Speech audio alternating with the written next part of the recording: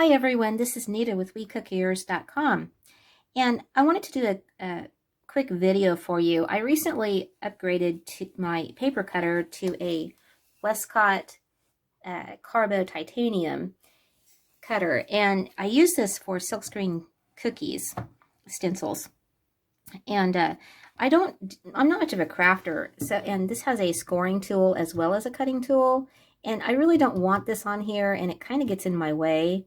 So I saw a couple of videos, and a couple of ladies, different ones, were prying it off with a screwdriver and with her hand, and it was just twisting this all up, and I knew that couldn't be the right way to do it because obviously a chance of getting cut is pretty high. So I did find out, actually my husband found out, and I wanted to show you how easy it really is.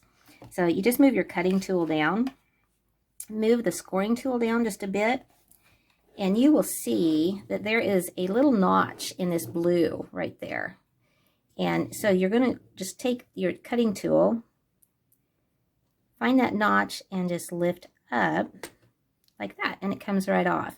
And if you do it in reverse, of course, it gets put right back on. And it's just that simple. So if you found value in this video, I would appreciate your like and subscribe if you would like.